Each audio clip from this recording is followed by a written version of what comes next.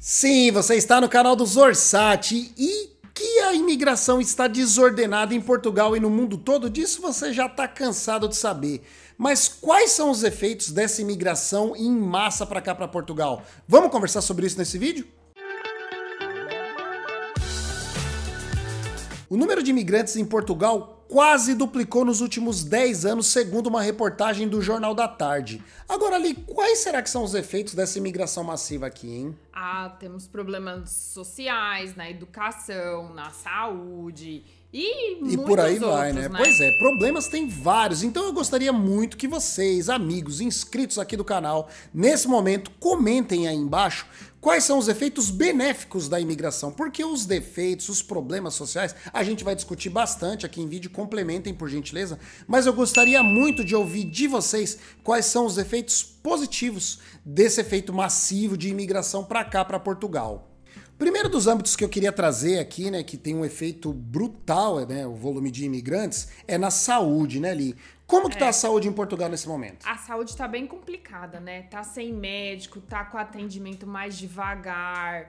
A proposta de pagamentos deles são complicadas, não tá suficiente. Os profissionais da saúde não estão muito felizes com tudo que tá acontecendo. A impressão que a gente tem, gente, é que assim, é como se você tivesse escolhido dar uma festa, aí você mandou os convites, né, que foi o que o governo de Portugal fez, né, incentivando a imigração para cá.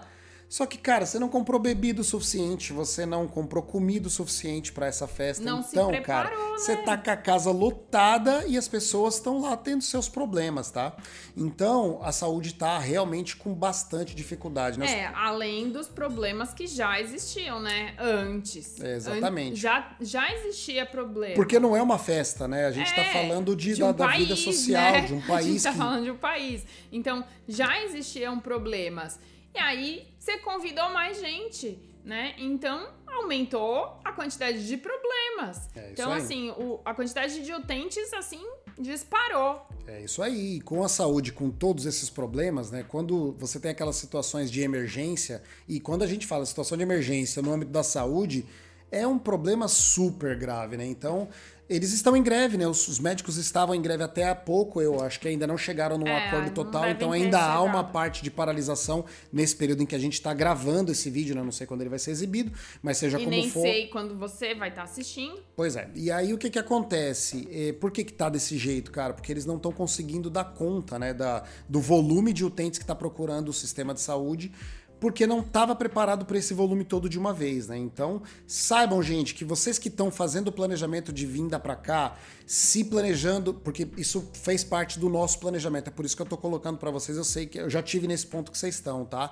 Imaginando, cara, eu vou abrir mão aqui do meu plano de saúde, vou para lá, vou ficar na saúde pública de lá, não vou gastar mais nem R$1, né, que você tá gastando em real. Não, você vai gastar em euro. Não vou gastar nem mais R$1 aqui e vou para lá e vou viver a vida da... Cara, saiba que você vai passar um belo de um perrengue. Você vai querer sim fazer um seguro saúde aqui em Portugal. É bem importante. Porque quando você tiver aquele aperto, você vai querer buscar sim a saúde privada, porque a pública, ela tá com muita dificuldade nos atendimentos, principalmente se você estiver nos grandes centros. E quanto à educação, Li? Educação é mais ou menos parecido com a saúde, né? A gente teve aqui no começo do ano de 2023. Isso, a gente veio em 23. A gente veio em 23 e a gente presenciou uma greve dos professores em Lisboa. Verdade. E, assim, é complicado, porque muitos alunos chegando, né? Muitas crianças chegando e poucos profissionais, porque o governo não tem muito incentivo para a entrada de novos estudantes e novos profissionais. Uhum. Na verdade, não é nem que o governo não incentiva, é que, imagina, com salário baixo, com a profissão que existe, você vai se interessar em ser professor somente por muita paixão pela profissão, né? Você se dispõe a isso. É isso, gente. É parecido mesmo com o lance da saúde e ainda vale a comparação da festa, que você convidou mais pessoas do que você estava preparado para receber, né? Só que no caso da saúde, da educação, tem um outro aspecto que é esse que a Lígia falou, né? Vou tentar falar aqui com outras, né? De um jeito um pouco diferente, tentar jogar um pouco mais de luz. Os profissionais não estão se formando e escolhendo essa profissão, cara. Né? Então, assim, o jovem, ele quando tá perto de se formar, por que ele vai escolher ser professor se paga pouco, se você vai trabalhar numa estrutura que é muito extremamente grande. desgastante? Então, o que acontece? Tem um volume de profissionais que estão chegando, né, ali no seu ápice da sua profissão e que já estão, né, cansados, já entregaram, né? Já se entregaram para aquilo, né? Gente, uma profissão das mais apaixonantes que existem, né, cara? Você lindo ver mestrar, um professor, né? você ensinar, cara, você pegar uma criança, velho, ali no primeiro ano e dar os primeiros passos, né? Contribuir para o crescimento, né? Para a civilidade de uma pessoa desde o seu início. Isso é lindo, mas não é mais tão inspirador para os jovens profissionais que pensam em ganhar melhor ou em fazer coisas que são mais excitantes. Então, cara, a gente tá na Europa, então o cara pensa, eu vou pra Itália, eu vou ser designer, emigrar, né? eu vou trabalhar com moda, eu vou trabalhar com tecnologia, né? Enfim. Então, cada vez entrando menos profissionais na área e a estrutura não aguenta. Li, conta pra eles como é que foi quando o Felipe chegou aqui, que ele foi entrar no colégio, como é que era a sala. A gente já falou disso em outro vídeo. Vou tentar colocar pra vocês o link se eu achar, né? O vídeo de que a gente já falou disso, sobre educação, mas conta um pouco pra eles. Bom, foi bem complicado, porque vocês já sabem que a gente tem que determinar as escolas, né? E a gente determinou as escolas e o Felipe caiu em nenhuma das que a gente determinou. A gente escolheu 5 e nenhuma delas foi possível, né? Aí, como ele caiu muito longe da nossa casa, cerca de 10 quilômetros da onde a gente tá, a gente foi lá solicitar a troca e ele veio para uma bem mais perto. Só que nessa escola mais próxima, não existia professor disponível, não existia sala disponível, né? E não existia nem a turma sequer disponível. Então, o que eles fizeram? Eles juntaram todas as crianças que estavam na mesma situação daqui de volta da região, juntaram numa mesma escola, numa mesma sala. Só que todas, eu digo... Imaginem que o Felipe está no terceiro ano do ensino fundamental 1, né? E teve da sala dele crianças com idades de 12 anos, 13 anos, que estavam cursando quarto ano, quinto ano. E também estavam na mesma situação por não ter sala, não ter turma o suficiente. Colocaram todas as crianças ali no mesmo bolo, né? Infelizmente, as crianças não têm, né, culpa disso, né? E o Estado também é bem complicado para ele administrar isso, porque como ele vai colocar mais crianças dentro da sala de aula que já está lotada? E aí eles resolveram né, colocar todos numa mesma sala. Mas como ia ser para uma professora recém-chegada na escola ter 8, né, idiomas diferentes, porque tinham crianças de várias... 8 nacionalidades, não eram 8 idiomas, eram 8 nacionalidades diferentes.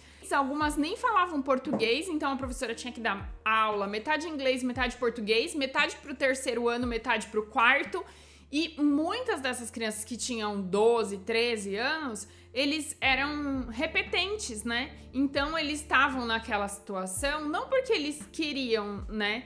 Mas sim porque eles passaram ou problemas na pandemia e não conseguiram progredir, né? Ou porque mudaram em datas erradas e aí não deu certo de encaixar com a turma correta. E aí a gente percebeu até que tinham crianças ali que estavam extremamente envergonhadas em estarem ali. Muito. Então fica um jogo esquisito. Difícil, né? Esse é um dos efeitos da imigração em massa, né, gente? Você ter pessoas de nacionalidades diferentes, com faixa etárias diferentes, com dificuldades diferentes, todas unidas dentro da mesma sala, né? E ali foi realmente uma situação bastante complicada. Então, na educação, não tá nada fácil. O outro problema que a gente tem aqui, né, um efeito que acontece quando tem uma imigração como tá acontecendo aqui, é a mobilidade, né? O que acontece quando tem muito carro? A estrutura urbana não está preparada para receber esse volume enorme de carros que se desenvolveu ao longo desse tempo, né? Desse período em que se expandiu tanto as cidades, né? E quando a gente fala de estrutura, então não estamos falando só de vaga para estacionamento, né? Que essa é a primeira coisa que pipoca ali. Poxa, eu vou lá no centro, não consigo estacionar meu carro. Não é só disso. Não consegue, mas... Você não vai conseguir.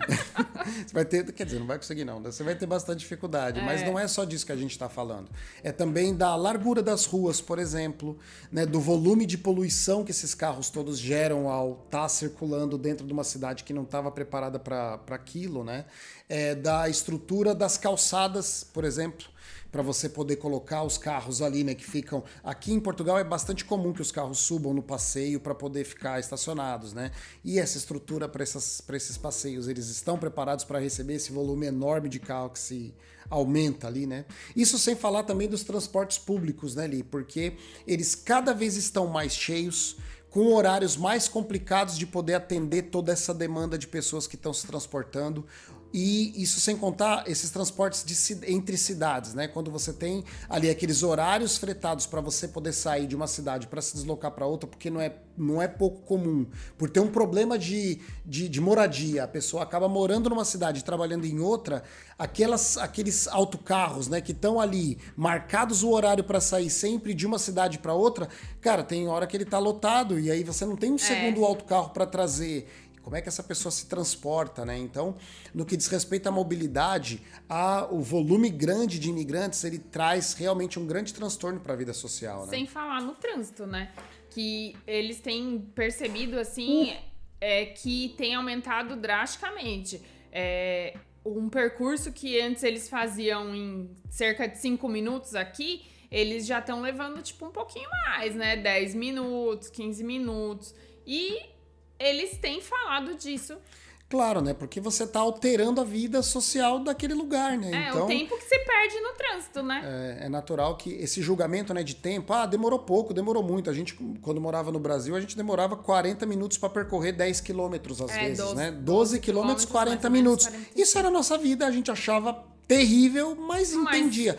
Quando a gente comenta isso com o português aqui, cara, ele fala, não é possível, cara. Em 40 minutos você chega daqui, sei lá, você vai de Braga quase no Porto.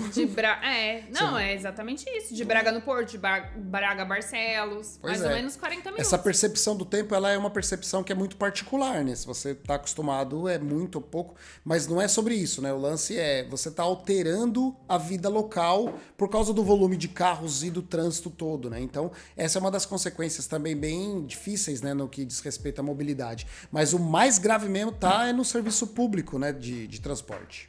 No que diz respeito ao trabalho, gente, esse aqui eu acho que é uma das áreas mais afetadas pelo excesso de imigrantes. E essa aqui, ela é afetada do lado positivo e do lado negativo, né, Li? Tudo tem sempre, né, uma moeda. Uhum. E, na verdade, Portugal precisa de imigrantes. A gente sabe que precisa, sim. Mas as pessoas se sentem ameaçadas.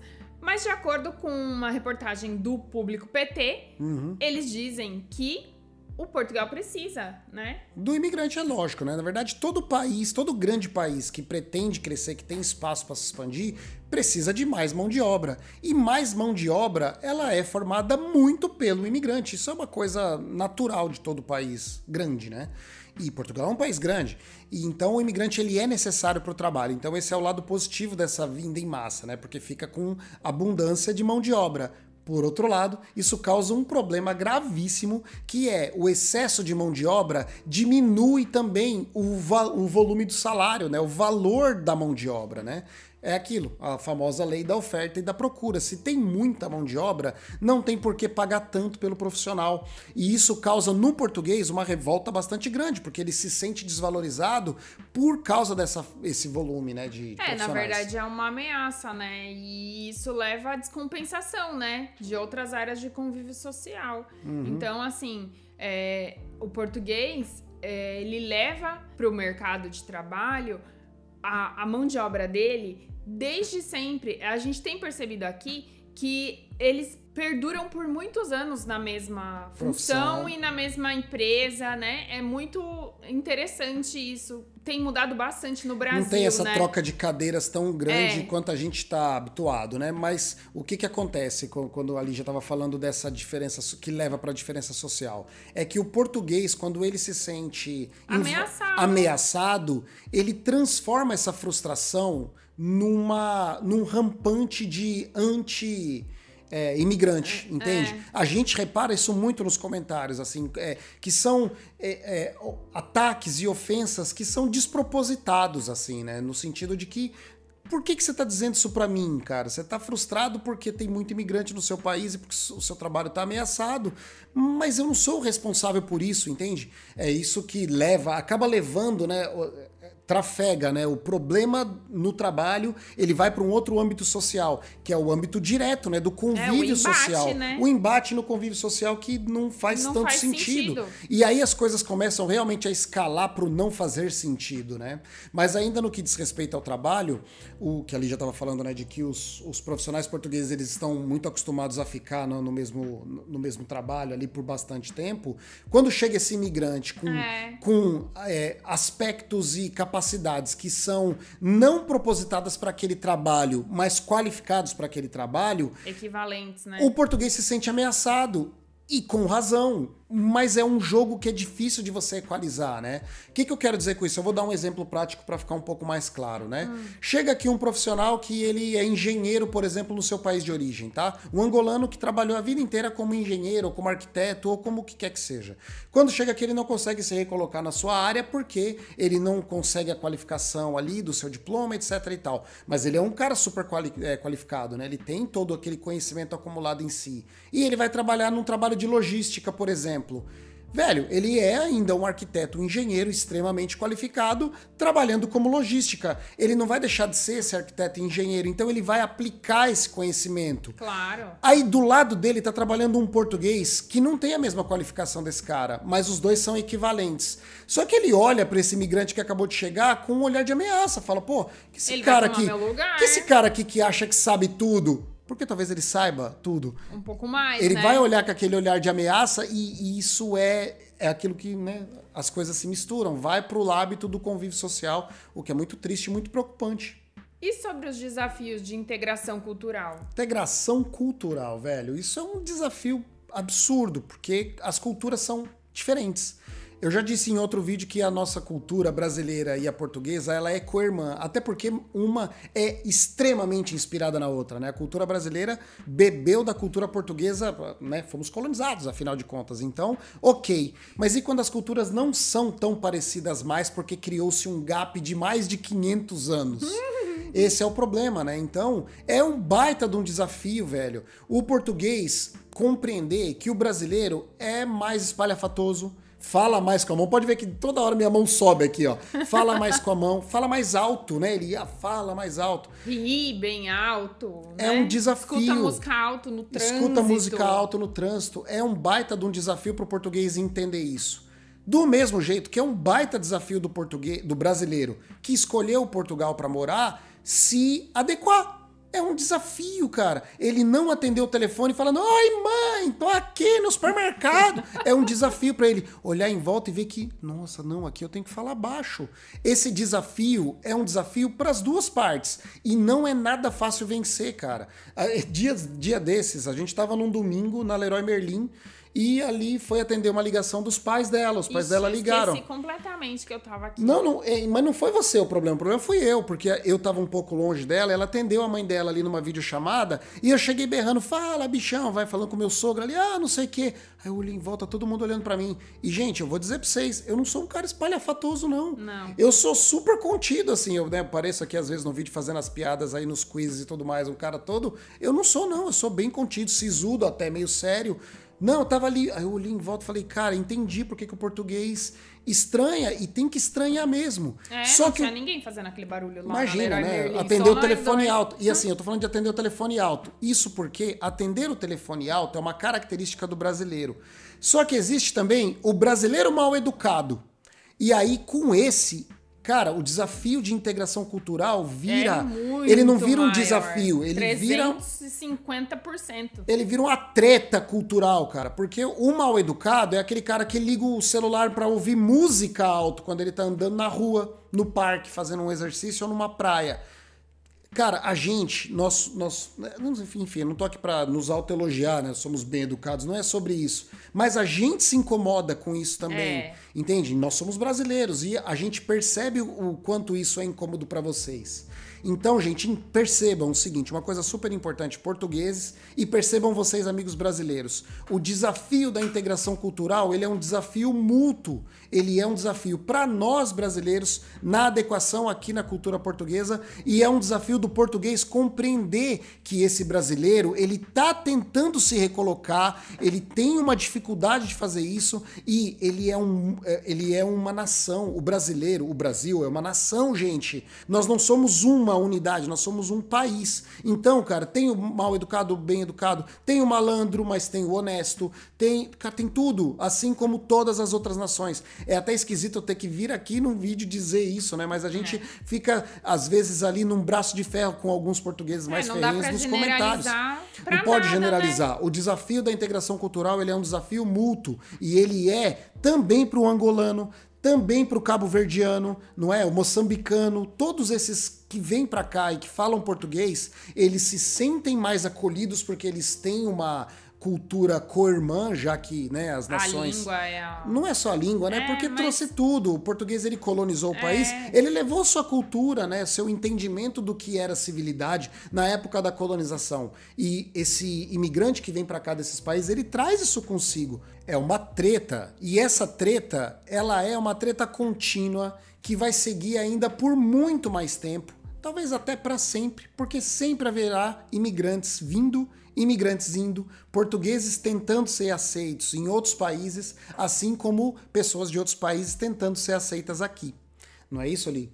É bem difícil para quem tá iniciando a sua nova vida, mas você tem que tratar tudo como se fosse um desafio que você vai vencer, que você vai se integrar e que isso vai fazer sentido. Bom, gente, muito obrigado por chegar até esse ponto do vídeo. Não se esqueça de deixar nos comentários aí quais são os efeitos positivos da imigração em massa aqui para Portugal, aspectos que nós não temos coberto aqui, né, nesse nosso papo com vocês sobre esse assunto.